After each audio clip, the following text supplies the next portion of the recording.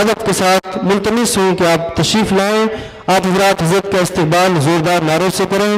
نعرے تکبیر، نعرے رسالت، نعرے رسالت.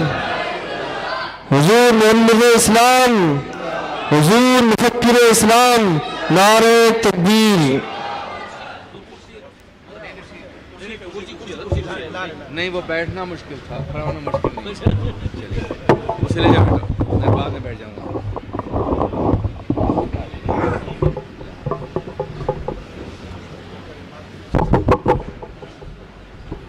معاف کیجیے گا.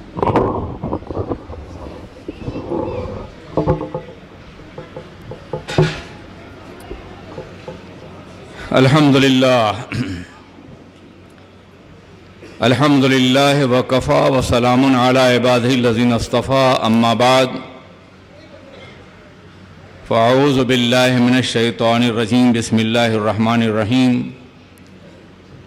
ان اللہ وملائکتہ یصلون علی النبی یا ایہا الذین آمنوا صلوا علیہ وسلموا تسلیما. اللہم صلی علی سیدنا مولانا محمد معدن الجود والکرم وآلہ الکرام اجمعین. اسٹیج پہ جلوہ گر ملک و ملت کی عظیم تر شخصیتیں ہماری نگاہوں کو فروغ نظر بخش رہی ہیں. یقینی طور پہ ان میں وہ سبھی لوگ ہیں جن کی خدمات کا اعتراف آج پورا ملک کر رہا ہے، بلکہ پورا بر صغیر کر رہا ہے، اور انشاءاللہ کر پوری دنیا کرے گی. الجامعۃ الاشرفیہ کے سابق شیخ الحدیث اور آج کے ناظم تعلیمات یہاں جلوہ گر ہیں. اگر یہ تنہا بھی ہوتے تو یہ کانفرنس بے مثال ہوتی. حضرت علامہ یاسین اختر صاحب قبلہ وہ ہیں کہ جنہوں نے امام اہل سنت کا تعارف اس انداز سے کرایا ہے کہ آج یہ پوری دنیا کے لکھنے والوں کے لیے مرجع اور ماخذ بن گئے ہیں. بہت کم ایسا ہوتا ہے کہ معاصرین کا حوالہ دیتے ہوں، لیکن آج کے لکھنے والے ان کی کتابوں کا حوالہ دے کر کے اپنی کتابوں کو معتبر بنا رہے ہیں. یقیناً انہوں نے آج مقالہ پڑھا ہوگا، ہم بھی ان سے استفادہ کرتے ہیں اپنی گفتگو میں. عزیزان ملت اسلامیہ، ایسے ہی دوسری عظیم شخصیات ہمارے سامنے موجود ہیں. آغوش سمنان کے پروردہ بھی ہمارے سامنے جلوہ گر ہیں. خدائے وحید القدوس ہمارے تمام سجادگان کو وہ درد دل اور سوز دروں دے دے تو ہمارا ہر طرح کا افلاس ختم ہو جائے گا بر صغیر سے، جو ان کے اندر موجود ہے. نوجوان ہیں، خدا ان کی عمر کو دراز تر فرمائے، لیکن بہت کام کر رہے ہیں. بلا شبہ یہ بامبے کبھی سید العلماء کے حوالے سے، کبھی محبوب العلماء کے حوالے سے جانا جاتا تھا، اور آج یہ شہر حضرت کے حوالے سے جانا جا رہا ہے. حضرات گرامی، یہ مبالغہ نہیں ہے، بلکہ یہ حقیقت ہے جو میں عرض کر رہا ہوں. اس کے ساتھ ساتھ دوسرے بہت سے علماء کرام یہاں جلوہ گر ہیں. ان کے ناموں کے حوالے سے گفتگو کا آغاز کروں تو وقت ختم ہو جائے گا. میں صرف ایک شعر نظم کرتا ہوں: شکار ماں کے تسخیر آفتاب کروں، کسے میں ترک کروں، کس کا انتخاب کروں. اس وقت اسٹیج پر ایک کہکشاں جلوہ گر ہے، یا سورج کے مرکز ثقل کے حوالے سے سیاروں کی گردش ہے، اور ہم ان سے استفادہ کرنے کے لیے یہاں موجود ہیں. خدا وحید القدوس ان کی خدمات کو مزید عام فرمائے، انہیں طویل زندگی عطا فرمائے اور صحت و توانائی سے نوازے. میرے ساتھیوں، اعلیٰ حضرت کی مقدس ذات اگر صرف روایات اور کہانیوں کے دائرے سے پہچانی جاتی یا حوالے سے پہچانی جاتی تو کسی کو اعتراض بھی کرنے کا حق تھا کہ یہ تو اساطیر الاولین ہیں، یہ تو کہانیاں ہیں، یہ تو قصے ہیں، ان کے ساتھ حوالے نہیں ہیں، ثبوت نہیں ہیں۔ مگر میں پوری دنیا میں چیلنج کے ساتھ کہتا ہوں کہ ہمارے امام کو جاننا ہے تو ان کی تحریروں کے ذریعے جانو، جنہوں نے لاکھوں صفحات دے کر کے اپنا تعارف خود کرایا ہے۔ اور ایک مرتبہ اگر کوئی کسی مخصوص عینک کو نکال کر کے جب پڑھے گا تو ان کی عظمت کا اعتراف کرنے پہ مجبور ہوگا۔ میری نظر میں ایسے سینکڑوں افراد ہیں جو دوسرے کیمپوں میں تھے مگر اعلیٰ حضرت کو پڑھنے کے بعد آج وہ ہمارے کیمپ کے نمائندے ہی نہیں ہیں، مبلغ اور داعی بھی ہیں۔ حضرات گرامی، امام اہل سنت کی خدمات کا جائزہ لینے کے لیے اس بات کا جائزہ لیجئے کہ سرور کائنات علیہ السلام سے پہلے جتنے بھی انبیاء کرام تشریف لائے ان کی تعلیمات کو ایک صدی کے اندر اندر بدل دیا گیا۔ ہر دور میں ایسا ہوتا رہا۔ میری اپنی نظر میں یا میرے اپنے مطالعے میں کوئی ایسا پیغمبر نہیں ہے کہ جس کے وصال کے بعد ان کی تعلیمات اپنی اصلی حالت میں 100 سال کے اندر اندر رہی ہوں۔ سرور کائنات آخری نبی بنا کے بھیجے گئے، ان کے بعد کوئی اور نبی نہیں آئے گا، نہ کوئی ذلی نبی آئے گا، نہ کوئی بوریزی نبی آئے گا، نہ کوئی مجتہد نبی آئے گا، نہ کوئی مقلد نبی آئے گا، نہ کوئی متبع نبی آئے گا، کوئی بھی نبی نہیں آئے گا۔ یہ ساری تقسیمیں ایک باطل نبوت کے لیے ہیں۔ نبی صرف نبی ہوتا ہے، میرے نبی کے بعد کوئی اور نبی نہیں آئے گا۔ اور جب یہ مسلم ہے کہ ان کے بعد کوئی نبی نہیں آئے گا تو اگر آقائے دو جہاں کی تعلیمات میں تبدیلی کی کوشش کی جاتی تو کیا ہوتا؟ ایک صدی کے اندر اندر اللہ تبارک و تعالیٰ نے جب سرور کائنات کو آخری نبی بنا کر کے بھیجا تو ان کی تعلیمات کی حفاظت کا ذمہ خود اس نے لیا ہے۔ اِنَّا نَحْنُ نَزَّلْنَا الذِّكْرَ وَإِنَّا لَهُ لَحَافِظُونَ، ہم نے قرآن کو نازل کیا ہے اور ہم ہی اس کی حفاظت کرنے والے ہیں۔ یہاں خیر الاسقیاء بھی ہیں، علامہ یاسین اختر بھی ہیں، دوسرے علماء بھی ہیں۔ کیا یہ اس آیت کا سلیس ترجمہ اس طور پہ کر سکیں کہ آیت کی پوری عظمت سامنے آ جائے؟ اِنَّا ہم نے، نحنو یقیناً ہم نے، نزلنا باب تنزیل سے، الذکر معرفہ، وَإِنَّا اور بلا شبہ ہم، لہو اس کو، لا حافظون بلا شبہ حفاظت کرنے والے ہیں۔ اتنی تاکیدات اور اس قدر پرجلال کلام صرف اس لیے کہ سرور کائنات کی نبوت مطلقہ اور سعادت عامہ میں ان کے بعد کوئی شبخو نہیں مار سکے گا۔ کتاب موجود ہے اپنی اصلی حالت میں، ایک نقطے میں بھی انحراف نہیں ہوگا، کوئی تبدیلی نہیں ہوگی۔ سرور کائنات کی سیرت دوسرا ماخذ ہے ہمارے دین کا، اور ہر دین کا نبی کی سیرت ماخذ ہوتی ہے۔ سرور کائنات کی سیرت کی حفاظت کا ذمہ بھی پروردگار عالم نے اپنے طور پہ خود لیا ہے۔ حضرت عائشہ رضی اللہ تعالیٰ جناب ام سلمہ سے پوچھا گیا تھا کہ عظیم ماں رسول پاک کا کردار کیا تھا، تو فرماتی ہیں کان خلقہ القرآن، ان کا اخلاق قرآن تھا۔ پوچھنے والے تم سوال کر رہے ہو، سوال سے پہلے کیا تم نے قرآن نہیں پڑھا؟ الحمد کے الف سے لے کے والناس کے سین تک ہر آیت کریمہ تصویر کردار مصطفیٰ ہے اور تصویر اخلاق مصطفیٰ ہے۔ قرآن کی حفاظت کا ذمہ اللہ نے لیا، اور حدیث پاک کہہ رہی کہ سیرت رسول خود قرآن ہے، تو گویا قرآن کے ذریعے سے سیرت مصطفیٰ کی حفاظت کا ذمہ بھی اللہ ہی نے لیا ہے۔ اور یہی وجہ ہے کہ راویان حدیث کی ایک جماعت تیار کر دی گئی۔ صفہ کے چبوترے پہ 70 سے لے کے 400 صحابہ کرام صرف اس لیے بیٹھے رہا کرتے تھے کہ نبی کی اداؤں کو نقل کریں، ان کے طرز حیات کو نقل کریں اور امت مسلمہ تک پہنچائیں۔ انہوں نے نبی کی زندگی کو نقل کیا، اس کا نتیجہ یہ ہوا کہ اللہ نے ان کی زندگی کو محفوظ کر دیا۔ دنیا کی کسی بھی جماعت کے پاس ایسے لوگ نہیں ہیں جن کی صداقت، جن کے کردار، جن کی امانت، جن کی دیانت، جن کے حافظہ، جن کی ملاقات، راوی سے مروی انہوں سے ملاقات کا اتنا طویل نظام ہو جو نظام ہمارے ہاں موجود ہے۔ انہوں نے سیرت رسول کو محفوظ کیا، اللہ نے ان کی زندگیاں محفوظ فرما دیں۔ عزیزان مسلمین، نہ سیرت رسول میں تبدیلی ہو سکتی ہے اور نہ ہی قرآن عظیم میں تبدیلی ہو سکتی ہے۔ اس لیے پہلے تبدیلیاں ہوتی رہیں تو نبی کے بعد نبی جلوگر ہوتے رہے، مگر ہمارے نبی کے کسی کتاب میں کوئی تبدیلی نہیں ہوگی، اس لیے ان کے بعد نہ کوئی نبی آئے گا اور نہ کوئی رسول آئے گا۔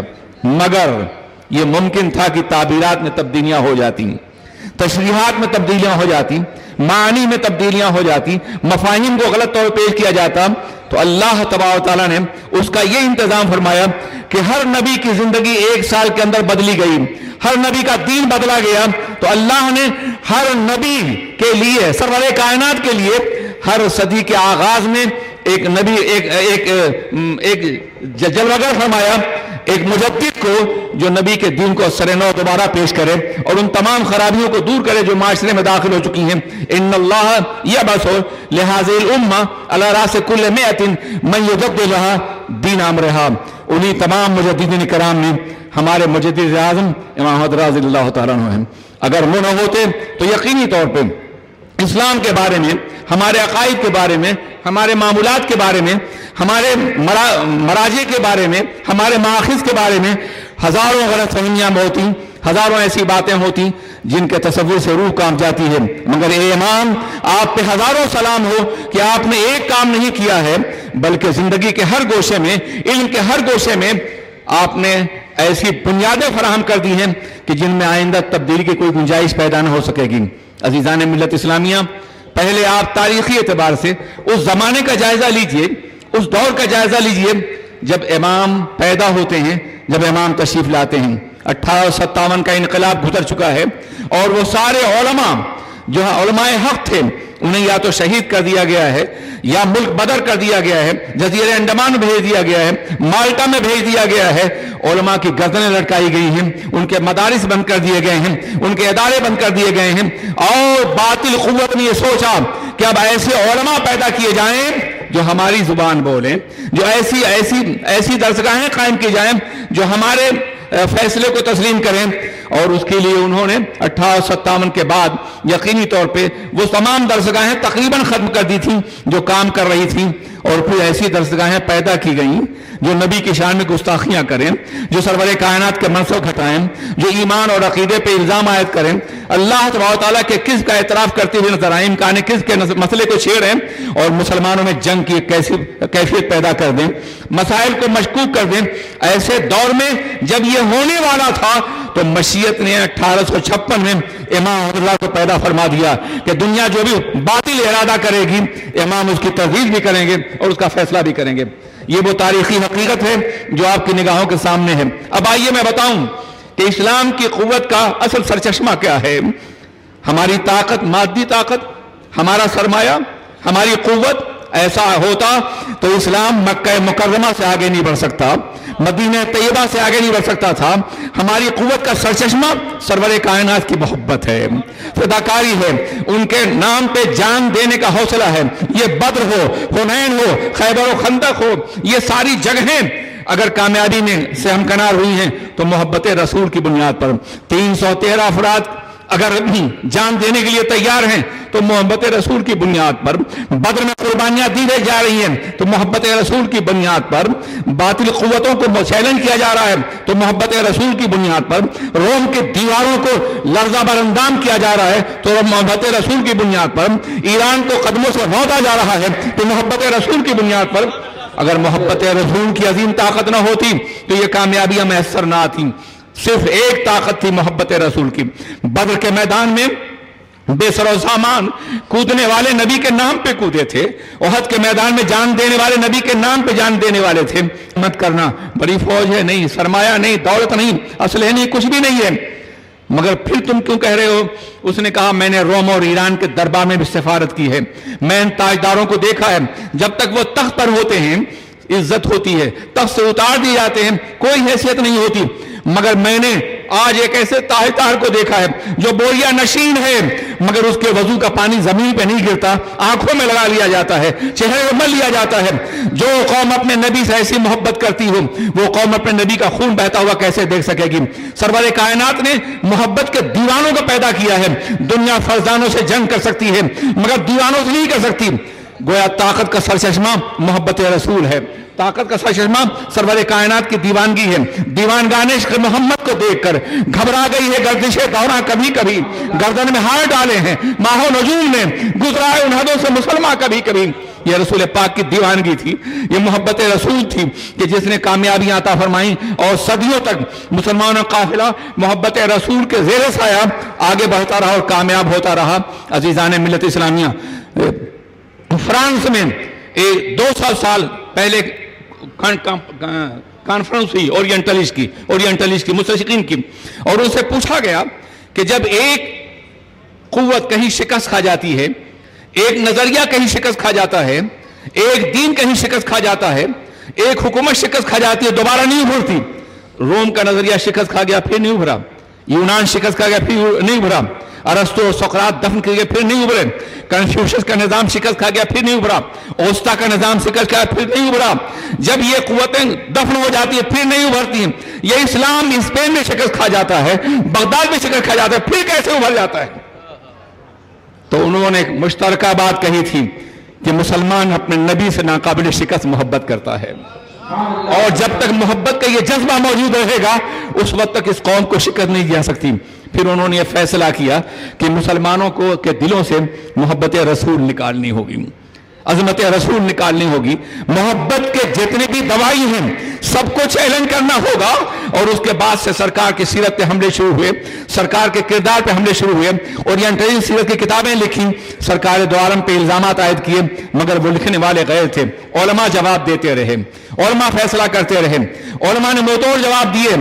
عزیزان ملت اسلامیہ، اب انہوں نے محسوس کیا کہ جب تک غیر لکھتا رہے گا یہ مسلمان کبھی متاثر نہیں ہوگا، اس لیے اب مدرسوں سے، ان کی درسگاہوں سے ایسے لوگوں کو پیدا کرو جو نبی کے غیب کا انکار کریں، جو نبی کی شفاعت کا انکار کریں، جو نبی کی عظمت کا انکار کریں، جو نبی کی حیات کا انکار کریں، ان کی زندگی کا انکار کریں، ان کی نورانیت کا انکار کریں۔ جب یہ بولیں گے تو مسلمان گمراہ بھی ہوگا اور اس کے دلوں سے محبت رسول بھی نکل جائے گی۔ اس بات کو بھانپ لیا تھا اقبال نے اور کہا تھا، یہ فاقہ کش کہ موت سے ڈرتا نہیں ذرا، یہ فاقہ کش کہ موت سے ڈرتا نہیں ذرا، روح محمد اس کے بدن سے نکال دو، فکر عرب کو دے کے عجم کے تصورات، اسلام کو حجاز و یمن سے نکال دو۔ نکال دیا انہوں نے، مگر قربان جائیے ہندوستان کی سرزمین پر، بر صغیر پر امام رضا جلوہ گر ہوئے اور انہوں نے ہمارے دلوں میں محبت رسول کے چراغ کو مزید فروزاں کیا، ہمارے دل کی دھڑکنوں کو محبت رسول سے آشنا کیا، ہمیں درد دل عطا فرمایا، سوز دل عطا فرمایا، آہ صبحگاہی عطا فرمائی، رونے والی آنکھیں عطا فرمائی، ان کے نام پہ جان دینے کا حوصلہ عطا فرمایا، ان کے قدموں میں قربان ہونے کی تربیت عطا فرمائی۔ یہی وجہ ہے کہ ان کی ہر تحریر عشق رسول میں ڈوبی ہوئی ہے۔ فقہ کا مسئلہ ہو عشق رسول کے حوالے سے، ریاضی کا مسئلہ ہو عشق رسول کے حوالے سے، شعر و شاعری ہو عشق رسول کے حوالے سے، تاریخ کی بات ہو عشق رسول کے حوالے سے، کوئی قلم کا کوئی ایسا گوشہ نہیں ہے جس میں عشق رسول کی خوشبو نہ پائی جاتی ہو، عشق رسول کا درد نہ پایا جاتا ہو۔ عزیزان ملت اسلامیہ، امام یہ محسوس کر رہے تھے کہ ایک ایسا وقت آئے گا کہ جب جواب کے ساتھ ساتھ دلائل بھی مانگے جائیں گے۔ امام کے معاصرین کو دیکھیے، اس زمانے کے مفتیوں کو دیکھیے، جب وہ فتویٰ دیتے تھے تو یہ کہتے تھے یہ جائز ہے یہ ناجائز ہے، جائز کہے گزر جاتے، ناجائز کہے گزر جاتے، صرف یہ ان کا طریقہ تھا، جواز یا عدم جواز کا فتویٰ دیتے، حرمت یا عدم حرمت کا فتویٰ دیتے، تفصیلی گفتگو کرنے کا سلیقہ نہیں تھا یا ضرورت محسوس نہیں کرتے۔ مگر ہمارا امام قیامت تک کے آنے والے حالات کو دیکھ رہا تھا، اسے معلوم تھا کہ کل ہر مسئلے کے پیچھے اس سلسلے میں حدیث مانگی جائے گی، دلیل مانگی جائے گی، ثبوت مانگا جائے گا۔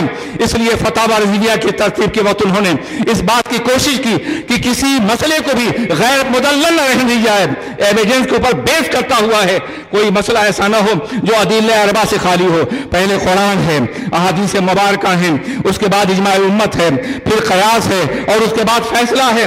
یہ اہتمام پورے فتاوی میں کیا گیا ہے۔ میں یہ کہوں تو غلط نہیں ہوگا کہ قیامت تک کے مفتیوں کو ہمارے امام نے بے نیاز کر دیا ہے کسی اور کتاب سے، صرف ایک کتاب ہے جن کی رہنمائی کرتی رہے گی۔ اور ہر اعتبار سے کرتی رہے گی۔ عزیزان ملت اسلامیہ، کبھی آپ نے سوچا اور غور کیا، تنقید کرنے والے آج بھی تنقید کرتے ہیں، مگر ہمارے امام نے بھی تنقید کی ہے، مگر تطفلات کے نام سے اپنے پیشواؤں پہ تنقید کی ہے، تو تطفل کہہ کر کے یہ ہمارا بچپن، یہاں دلائل دیے ہیں تو پہاڑ جیسے، مگر یہ ہمارا بچپنا ہے۔ میں اپنے بزرگوں کی بارگاہ میں، سابقین کی بارگاہ میں یہ بات پیش کرتا ہوں نظر آتا ہوں۔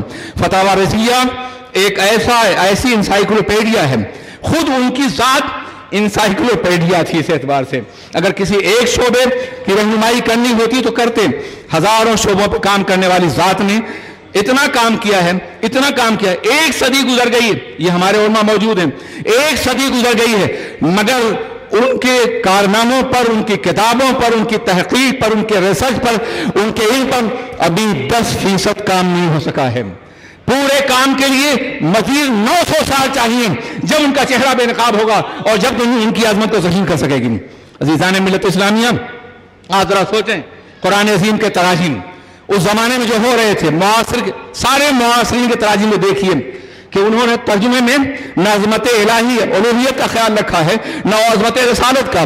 ترجمہ کرتے ہیں کہ مکر اللہ واللہ خیر الماکرین، انہوں نے مکر کیا، اللہ نے معاذ اللہ مکر کیا، اور اللہ بہترین مکر کرنے والا ہے۔ عزیزان ملت اسلامیہ، یہ مکر کا لفظ کتنا خطرناک ہے، اس طرح سے اللہ یستہزئ بہم، اللہ ان کا مذاق اڑانے والا، ٹھٹھا اڑانے والا، اللہ ان سے مذاق کرنے والا ہے۔ علم بلاغت کے مشاکلے کے قانون، مشاکلے کے لوگ بھول گئے ہیں کہ کبھی کبھی ہم لفظوں سے جواب دیا جاتا ہے، وہ مکر کر رہے ہیں، اللہ ان کے مکر کا بدلہ دینے والا ہے۔ آپ کا بچہ سڑک پہ کھیل رہا ہے، آپ نے کہا ہم بھی کھیلیں گے، کیا مطلب کھیلیں گے آپ اس کو؟ اسے سزا دیں گے۔ انہوں نے استہزاء کیا ہے اور اللہ اپنی شان کے اعتبار سے استہزاء فرمانے والا ہے۔ قرآن عظیم ارشاد فرماتا ہے کہ اللہ کے رسول تاجدار دو عالم سرور کائنات محمد الرسول اللہ صلی اللہ علیہ وسلم کبھی گمراہ نہیں ہوئے، ما ضل صاحبکم وما غوی، لیکن انہوں نے گمراہ ترجمہ کیا، انہوں نے بے راہ ترجمہ کیا، بھٹکا ہوا ترجمہ کیا، مگر امام اہل سنت فرمایا کہ وہ اللہ کی محبت میں ڈوبے ہوئے تھے، از خود رفتہ تھے، انہیں ان کے مشن کی طرف، منزل طرف ہدایت دی، راستے ہدایت دی۔ یہ سارے تراجم اعلیٰ حضرت نے کیے، اور آج پوری دنیا میں جتنے تراجم شائع ہو رہے ہیں سب مستفاد ہیں، اف کیے ہوئے ہیں اعلیٰ حضرت کی تحریروں سے اور ان کی تنقیدوں سے۔ اگر وہ نہ ہوتے تو آج بھی وہی مزاج ہوتا جو پہلے تھا، آج بھی وہی طریقہ ہو جو پہلے ہوتا۔ ان کی نگاہ میں بیک وقت اٹھنے والے سارے فتنے تھے۔ دنیا بھر کے لوگوں نے ہمیشہ اس بات کا ترجمہ کیا دنیا کے سامنے کہ یہ ترجمہ کیا کہ ان کے بعد بھی کوئی نبی آ سکتا ہے، اس کے لیے انہوں نے قرآن پاک کی آیتوں کو سامنے رکھا اور ان آیتوں کی غلط تعویلات کر کے باضابطہ دنیا گمراہ کرنا چاہا۔ تنہا اعلیٰ حضرت ہیں جنہوں نے سب سے پہلے قادیان کے خلاف قدم اٹھایا اور ایسے دلائل فراہم کیے کہ قیامت تک مسیلمہ قادیان اور اس کے جاننے والوں کی طرف سے اب تک جواب نہیں دیا سکے گا۔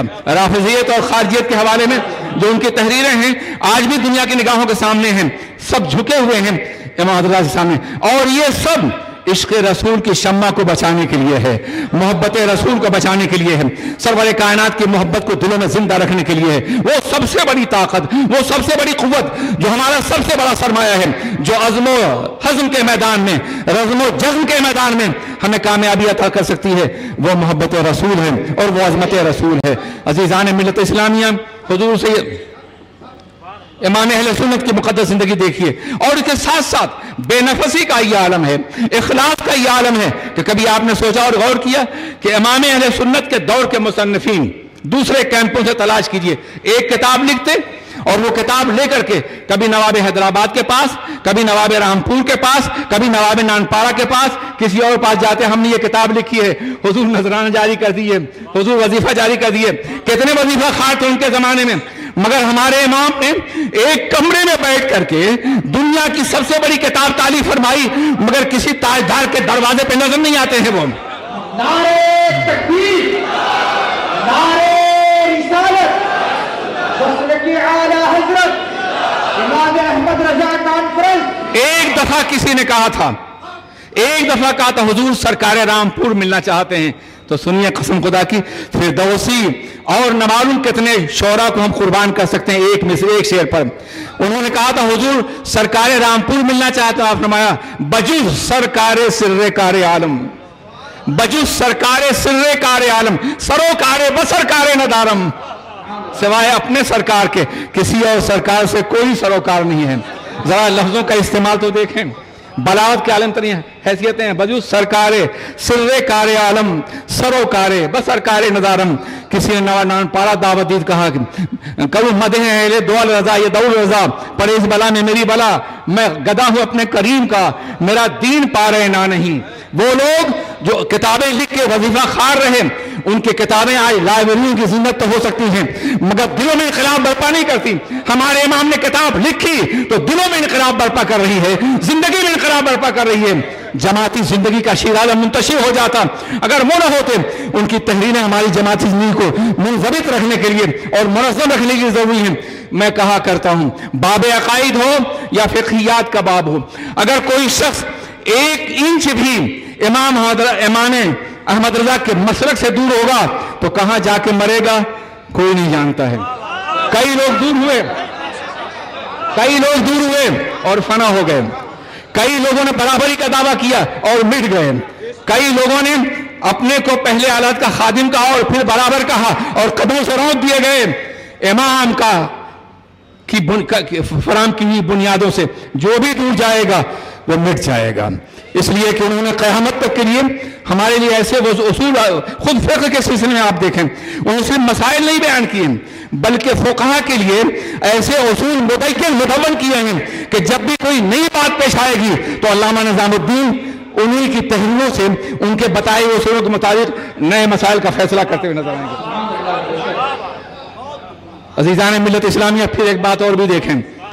ہندوستان میں فقہ حنفی کی مشہور کتاب فتاوی ہندیہ مرتب کی گئی. اس کے لیے کم و بیش 300 علماء روایتوں میں آتا ہے کہ انہیں جمع کیا گیا, انہیں وظیفے دیے گئے, بڑے عظیم لوگ تھے, انہیں قلم دینے کے لیے نوکر رکھا گیا, دعوات میں روشنی ڈالنے کے لیے بھی آدمی ہوتا تھا, اور انہوں نے مل کر کے فتاوی ہندیہ مرتب کی یا عالمگیری. مگر قسم خدا کی عالمت نے ایک گوشے میں بیٹھ کر کے اس سے عظیم کتاب لکھی ہے جہاں کوئی مدد کرنے والا نہیں ہے. عزیزان ملت اسلام منو کنج خمولی کے نہ گنجت دروے منو کنج خمولی کے نہ گنجت دروے جز منو چند کتابیں و دوات و قلمیں. آپ اندازہ فرمائیں کتنے عظیم تھے وہ. ان کی عظمتوں کا اظہار کرنے کے لیے ایک محفل نہیں, خود میں امریکہ سے لے کر کے یورپ کے مختلف ملکوں میں ہندوستان میں پورا مہینہ اعلیٰ حضرت کے جشن 100 سالہ میں گفتگو کرتا رہا ہوں, اور کہیں اتنے بڑے فاصلے ہوئے مگر امام ہیں جنہوں نے شریعت و طریقت کو ایک ہی شے قرار دیا ہے اور فرمایا ہے کہ شریعت زینہ ہے اور طریقت جلوہ بالا بان ہے. انسان جب شریعت کے راستے پہ چلتا ہے تو اوپر جاتا ہے, اور جہاں محبوب حقیقی جلوہ نظر آئے وہی طریقت بن جایا کرتی ہے. نماز اس طرح سے پڑھو گویا تم خدا کو دیکھ رہے ہو, احسان کی منزل, ورنہ خدا تم کو دیکھ ہی رہا ہے. گویا تم خدا کے دیکھ رہے ہو, اگر گویا کی قید اڑ جائے اور خدا کے جلوے سامنے آ جائیں تو یہی شریعت طریقت ہوتی ہے, یہی تصوف کی حقیقت ہے. امام نے تصوف کو شریعت کی عظیم ترین حیثیت دیا ہے. کہیں یہ بھی فرمایا ہے کہ شریعت تصوف دراصل شریعت کا ایک حصہ ہے, ایک گوشہ ہے, شریعت سے کوئی الگ چیز نہیں ہے. یہ بہت بڑا احسان ہے صوفیہ کے اوپر بھی, یہ بہت بڑا احسان ہے ملت اسلامیہ کے اوپر بھی کہ انہوں نے احسان کی حقیقی تعریف کر کے شریعت کے سارے مراحل کو آمنے سامنے رکھا. وہ خود بہت بڑے ولی تھے, اپنے دور کے سلطان الاولیاء تھے. اس کے کہنے میں کوئی باغ نہیں محسوس کرتا, کرامات دکھاتے تو کرامتوں کا انبار لگ جاتا, مگر فتاوی رضیہ سے بڑی کوئی کرامت نہیں ہوتی. عزیزان ملت ان کی تحریروں سے بڑی کرامت نہیں ہوتی. انہوں نے کرامتیں نہیں دکھائیں بلکہ جذبے درون اور سوز دل کا یہ عالم ہے کہ سامنے ہے وہ نوبہار, سجدے کو دل ہے بے قرار, روکیے سر کو روکیے ہاں یہی امتحان ہے. یہ شعر کہنے والا کوئی صرف فقیہ نہیں ہو سکتا, ایک صوفی ہوگا, ایک سرمد ہوگا, ایک منصور ہوگا, اور ایسے ہزاروں اشعار ہیں. سامنے ہے وہ نوبہار, سجدے کو دل ہے بے قرار, روکیے سر کو روکیے ہاں یہی امتحان ہے. وہ سوئے لال ہزار پھرتے ہیں.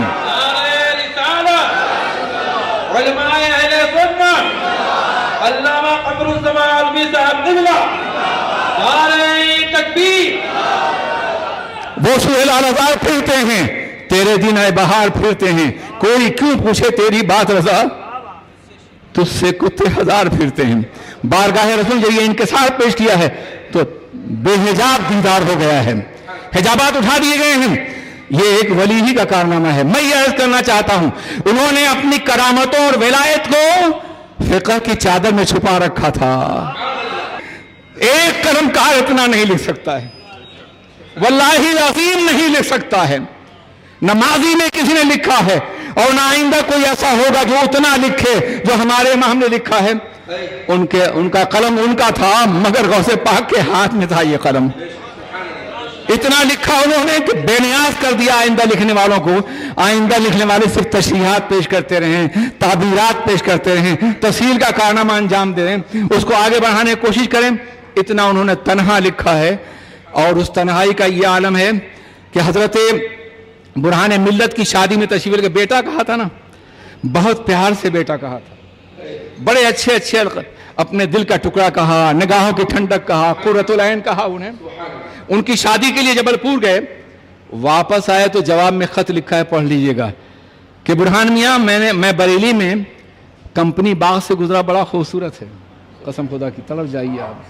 وہیں پیدا ہوئے، وہیں پروان چڑھے، مگر شہر کا کمپنی باغ نہیں دیکھا تھا. روز اول سے صرف مدینہ دیکھ رہے تھے اور مصطفیٰ کا شہر دیکھ رہے تھے. ان کی نگاہوں میں کچھ اور نہیں تھا. عزیزان ملت اسلامیہ، آپ اندازہ فرمائیں کہ انہوں نے فقہ حنفی کو عظیم قوت عطا فرمائی ہے. وہ سارے سوالات جو اٹھ سکتے تھے، یہ ایک مستقل موضوع ہے جس پہ ہمارے علماء لکھ بھی رہے ہیں اور بول بھی رہے ہیں. میں تو ان سے استفادہ کرنے والا ہوں، میں کیا زیادہ بول سکتا ہوں، لیکن انہوں نے فقہ حنفی کو دلائل سے آراستہ فرمایا. امام اعظم کے بعد فقہ حنفی پہ سب سے بڑا احسان اعلی حضرت کا ہے. کوئی اور ہو تو دکھائیے. اسی لیے کسی نے کہا تھا اگر وہ حیات ہوتے تو اپنے صحابین میں شامل فرما لیتے. میرے عزیز ساتھیو، امام اہل سنت کی تمام خصوصیات میں سے کچھ اور بھی خصوصیات ہیں جنہیں عام طور پہ لوگ محسوس نہیں کر پاتے ہیں، جان نہیں پاتے ہیں. یہ ہمارے خانقاہ نشین ہیں، سجادگان گرامی وقار ہیں، ہمارے حضرت ہوں یا داعی اجلاس ہوں، ان تمام خانقاہوں پر اعلیٰ کا ایک احسان ہے.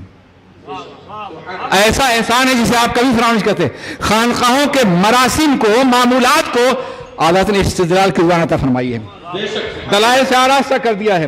ان کے پاس مراسم تھے، معمولات تھے، مگر دلائل نہیں تھے. بریلی کا امار ہے جس نے تمام خانقاہوں پہ یہ احسان کیا ہے کہ ہر رسم شرعی کو دلیل کی قوت عطا فرمائی ہے، اسرار زبان عطا فرمائی.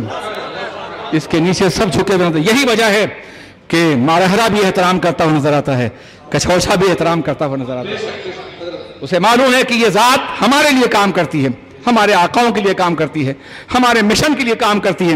اس لیے سبھی ان کا احترام کرتے ہوئے نظر آتے ہیں، سبھی ان کی عظمت کو تسلیم کرتے ہوئے نظر آتے ہیں. کتنا گہرا رشتہ تھا ان خانقاہوں کا اعلیٰ حضرت سے. کبھی آپ نے سوچا، کبھی غور کیا آپ نے؟ اس لیے کہ وہ جانتے تھے یہ لوگ تو وہ تھے جو اپنے تھے. چلیے روایت پڑھ گئی ہے، کیا کیجیے گا، معاف کیجیے گا.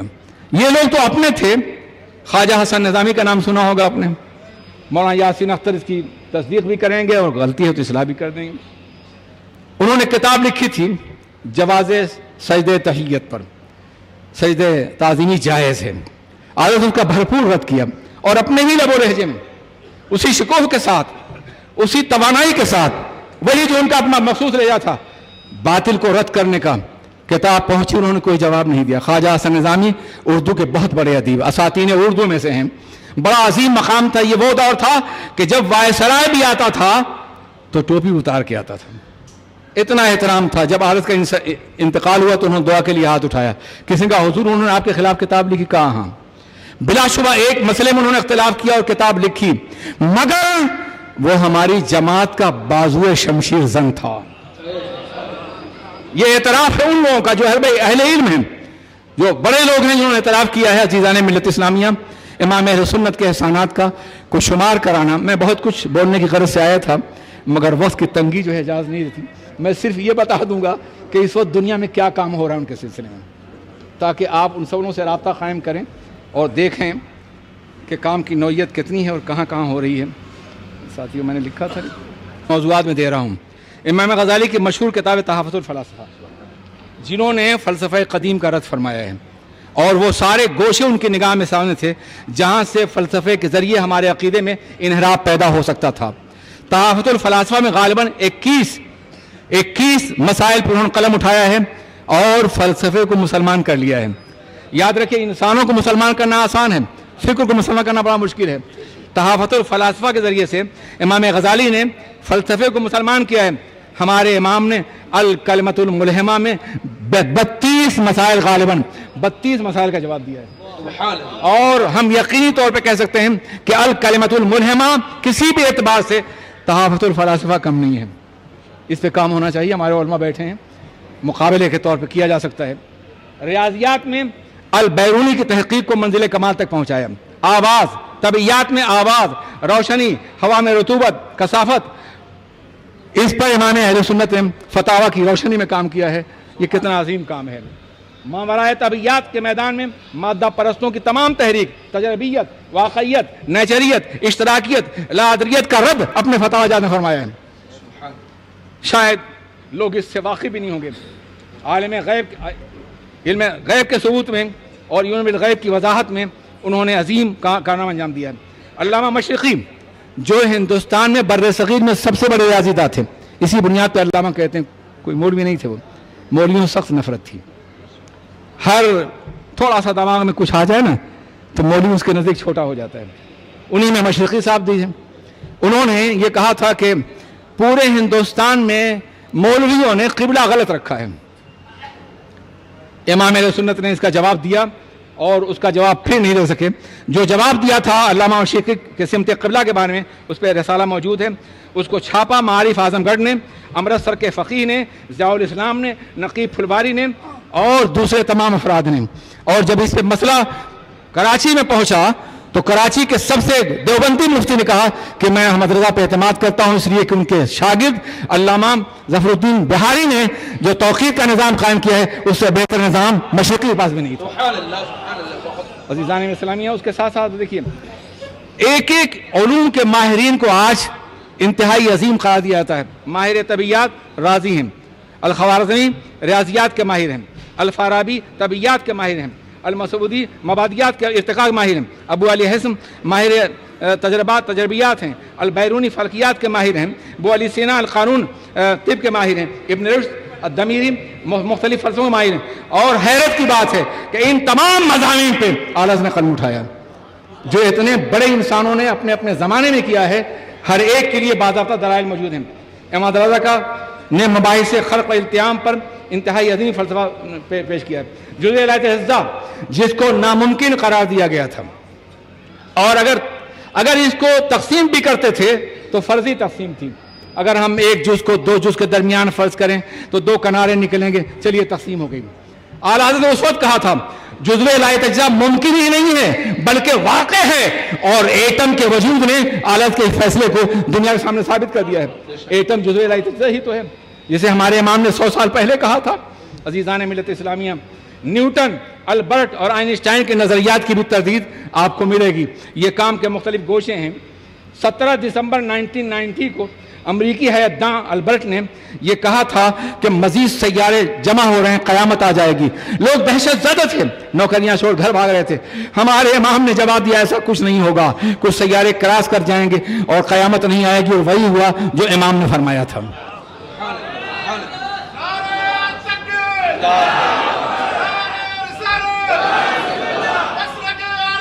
जिंदाबाद।